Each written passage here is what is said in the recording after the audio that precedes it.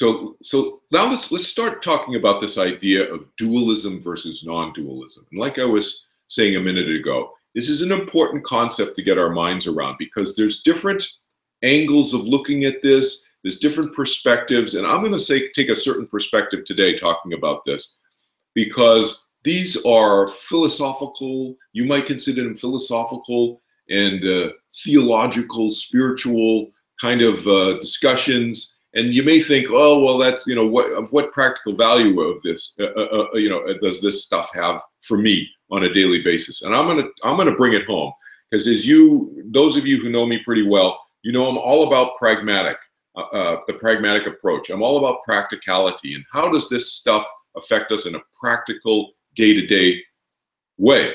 And so I'm going to talk about these, what some people may consider these philosophical kind of high-level kind of thinking kind of ideas, but I'm going to bring it home and talk about specifically why I think it's important for us to have a fairly rational, but holistic at the same time, but still rational view of these ideas from a common sense standpoint, okay? And not just blindly throw these ideas out there and just kind of make them these wide, far-sweeping concepts without thinking about the implications of how we think about them. That's important, because that affects us, as I said, on a daily basis, on a very practical level. That's why I talk about this stuff. So let's talk about dualism first, what dualism is and what non-dualism is. I'll just very quickly explain, what they are. So this idea of dualism, D-U-A-L-I-S-M,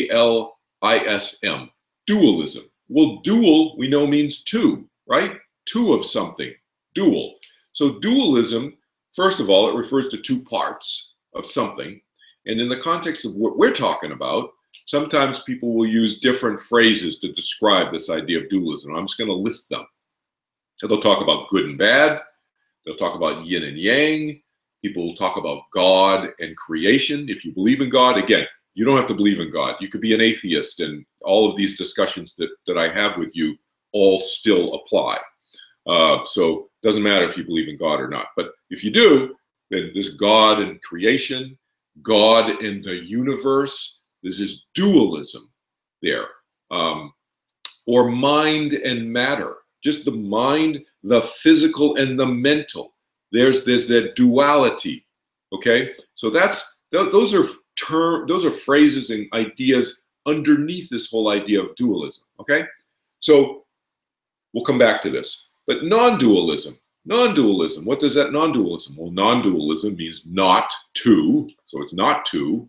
Non-dualism refers to a oneness, generally speaking, when you hear people talking about this. No difference. They talk about this idea of no difference between the relative and the absolute. That's a phrase that they often use. And we used to use that when I taught TM, when I taught Transcendental Meditation. That was a phrase that was used, and it comes out of Vedic teaching. Hinduism is an offshoot of the Vedic teaching, and so does Buddhism. The original roots were Vedic. And then there was a split historically. Again, I don't want to get into all this. You can read this. Other experts have gone into this in much greater detail and with much greater knowledge about it than I have. But the point is, this idea of relative and absolute, what does that mean? That means there's this idea of experiencing the self and the non-self. They sometimes talk about it. If you read any of these books, you go to Barnes & Noble, you go to a bookstore, go to Amazon, you see these books written about this stuff. And that's what they're talking about, non-duality. They're talking about that there is the oneness that exists, that the universe is oneness, and all creation is an expression of that oneness. That's a phrase that you hear a lot in spiritual circles, in New Age circles, etc. It's the idea of the non-duality of the subject and the object. So the subject is what? It's me. It's my mind experiencing. The objects are what? It's what I refer to in my book, in some of my lectures, as the XYZs of life, quote unquote. XYZs. It's the objects of experience, the words we're speaking, the hands that we're seeing that are moving around on your screen, the ideas in our mind, the emotions we have, the people we're with, the relationships we have.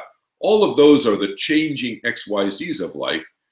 And then there's the subject that's experiencing, the mind that's experiencing.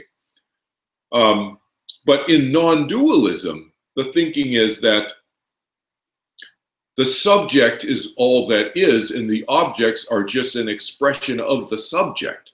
The non-dualism thinking is that in reality, there are no objects of experience. It's all subjectivity. That's this idea of non-dualism. Okay, let's talk about this. Let's take this apart. Let's unbundle it, unpack it a little bit, and think about it from a common sense standpoint, okay? So why do spiritual teachers preach this whole idea of non-dualism? And it's typically spiritual teachers. They could be religious, from a structured, religion like Christianity, Buddhism, Hinduism, pick one of the major religions in the world, Islam and so forth. The spiritual teachers often, or even non-organized religion, but spiritual teachers often talk about this. They preach this idea of non-dualism, oneness with the universe, oneness with God, oneness with this idea of the absolute. They talk about this idea of dying. So if you believe in reincarnation in the Vedic tradition, the idea is you merge with the oneness. Or in Christianity, you go to heaven and that's it.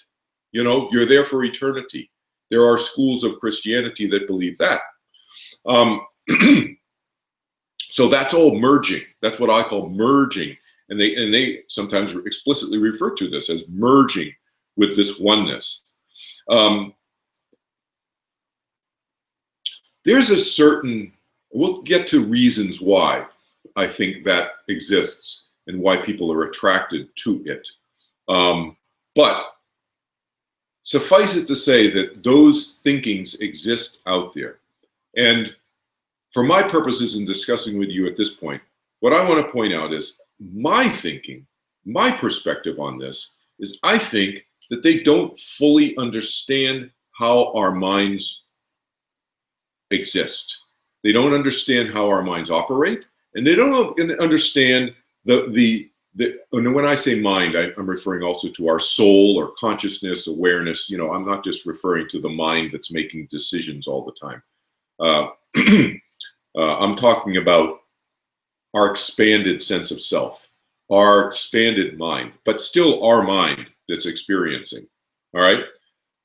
I don't think they fully understand the expansiveness of our mind, the potential of our mind to be fully conscious in a way that's very, very, very different from our walking around when we're awake state of mind, all right? I think people are, those of you who know me, you hear me lecture, I always say, as compared to what? I say that all the time, because it is in life as compared to what? We need to have perspective on things. And so what are people often talking about who jump to the conclusion when they feel a connection with something that seems bigger than themselves? They immediately jump to this oneness, this non-dualism argument and interpretation. Why? I think is because there's a lack of full understanding of the extensiveness of the mind, of their own mind. And so when they experience something that seems larger than their usual sense of experiencing of walking around with their eyes open waking state, there's immediate jump. There's a jump to, oh, that must be God. Oh, that must be divine. Oh, I must be experiencing oneness with the universe. There's this immediate jump to non-dualism, all right? And whole conferences and huge movements exist on the planet espousing this whole idea of non-dualism. I think it's because essentially there's a lack of experience on the individual parts who are engaged in that with the fullness, with the complete fullness of their minds. So they jump to something. It must be other than me, because the way they define me, in other words, where they define themselves in that situation, from my perspective, is limited. And even if they're meditators, they're still defining their sense of self in terms of the experience they have during their meditations, which may be somewhat expanded, but still somewhat limited. And so I think that my experience has been over the last 45 years, and I've been meditating for 45 years, and I've been involved in self-awareness and my own personal self-development for many thousands of years, at least 6,000 years that I can remember. And I've shared this personal thought with you before. But I think as we grow in our familiarity with ourselves, we see how, from a personal experience standpoint, how expansive our minds can be, and how dualism does not necessarily have to negate this idea of connectedness. So that's where the rubber meets the road for most people. They feel like they need to make a jump when they feel such incredible level of connection with that which is not them, that which is not themselves, that they feel like they have to make a jump to this oneness argument. And I say, no, you don't have to. You can if you want to, but you don't have to, because connection does not mean oneness. Connection does not mean sameness. It's kind of analogous to, you think about the ocean. The ocean is made up of zillions, who knows, multiple trillions of particles of water. One could say that all those particles of water have a similarity to each other, arguably even a sameness with each other. So that an incredible connectedness with each other, all those particles of water. But each of those particles of water is not the ocean. It is part of the ocean, but it is not the ocean. There's a similarity, arguably a sameness in terms of how they're structured, but they are not the ocean. Analogously, we are similar to each other. Our minds may be similar. I would argue there's not a sameness with each mind, but the point from the analogy, the ocean analogy, is that our minds may experience that connectedness, that connection with each other, and with inanimate objects as well, a connection, a connectedness. But that does not equate to sameness. That does not equate to oneness, meaning sameness. So why do people conflate that? Why do we confuse that connectedness with sameness or oneness? I think there's basically two reasons. One is an individual sense of loneliness. That when people feel spiritually insecure, or just personally insecure, quite frankly, it breeds a spiritual insecurity. What I call it, that's my phrase that I've come up with, maybe others have used it too, but I call it spiritual insecurity. And you can go on my website, and I've written an article, an essay, a short essay, a 2-page essay about spiritual insecurity, which I won't get into at this point. But it's this need for connection, and we jump to this idea of sameness and oneness out of an insecurity, a loneliness, a feeling of separateness, which is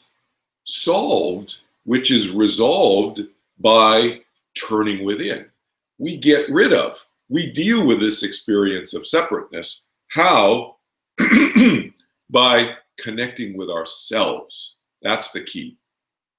Not connecting with something external to ourselves, but something within ourselves, our own sense of self.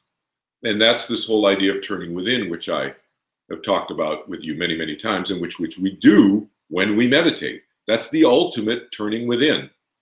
And so by turning within, we connect with ourselves, and we feel more self-centered. We feel more self-sufficient. We feel more centered. We feel more self-confident.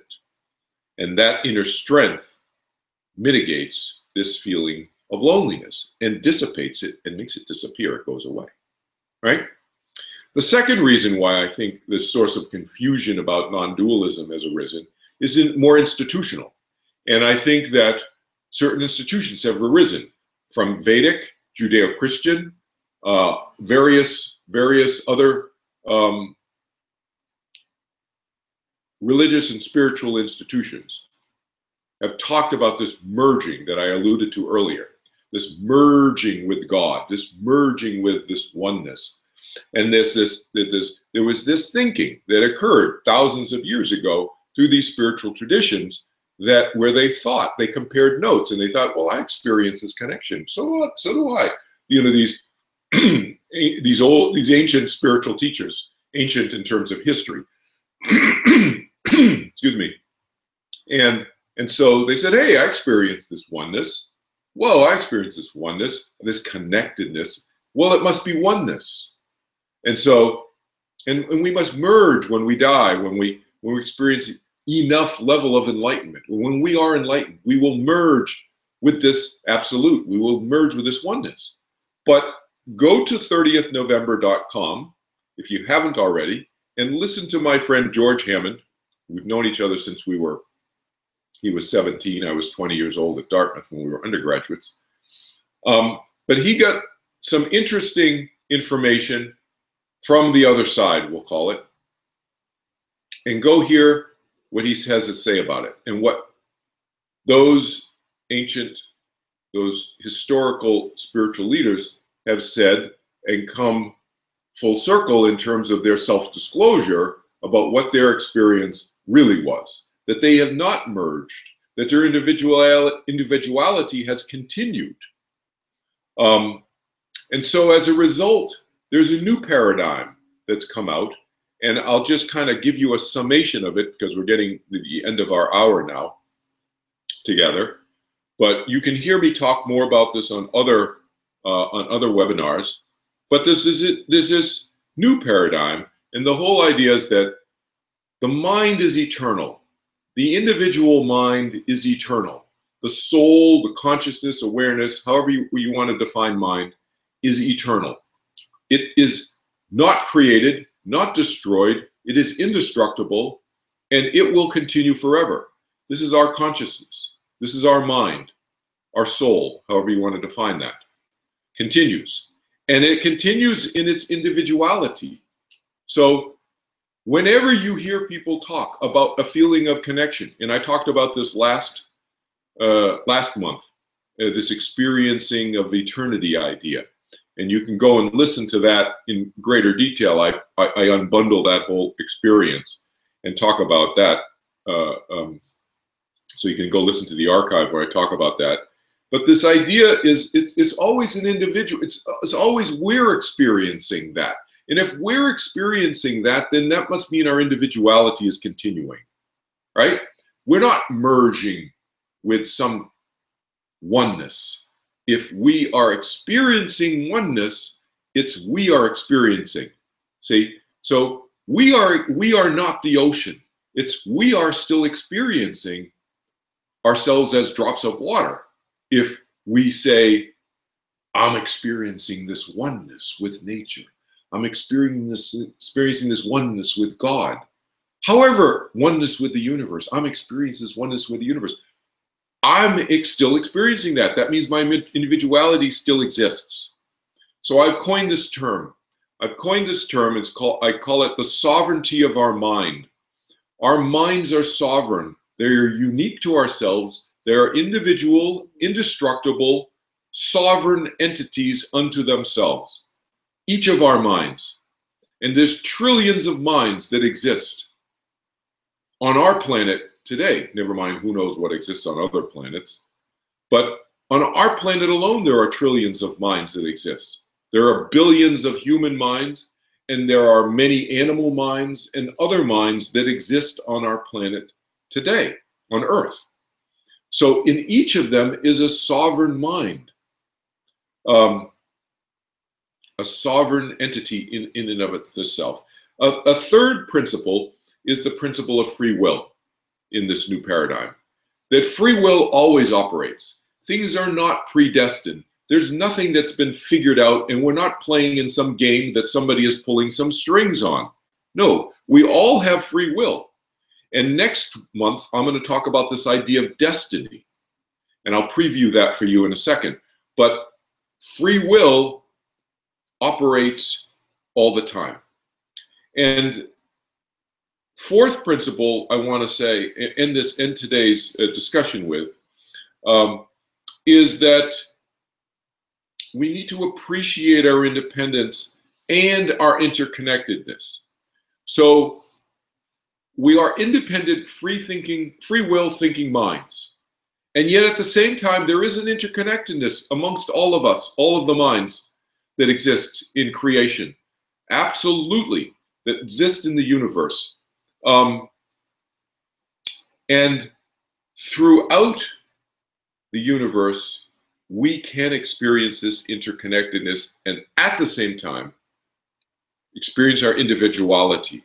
It's not the same as oneness or sameness. This idea of non-dualism, I think, bottom line, inadvertently promotes suffering. Because what happens? It promotes suffering in the following way. People aspire to experiencing this non-dualism, this oneness, this merging of their individuality with the universality is the phrase they use sometimes. Well, that is always beyond what I call the imagination horizon of the individual, right? It's important for us to live in the present. In the present is between now and our imagination horizon. The imagination horizon is everything after that is what we imagine. It's not our experience now. It's what we might want it to be. And so if we might want it to be, we're always searching and seeking this merging with the universality or the oneness or however they call this. That is always beyond our imagination horizon. What that does is it puts us always not living in the present, always not living in the continual present. The continual present is where we do live. Now, in effect, the person is always living in their continual present because that's all that we do live in. But my point is their desire, their part of their mind is always desirous of something outside, beyond their imagination horizon, and that's what creates suffering. This discord between being in the moment, being in the continual present, living our lives fully now, and thinking, being either in the past or the future. Future as defined, I call it living on the other side of that imagination horizon.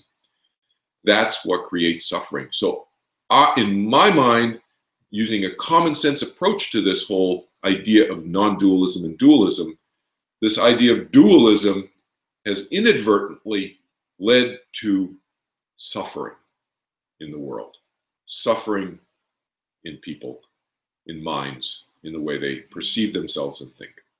So again, thanks for joining. What about egolessness? Didn't the Buddha say that a belief in solid self is a cause of suffering? See, that's a conflation. That is exactly what I'm talking about.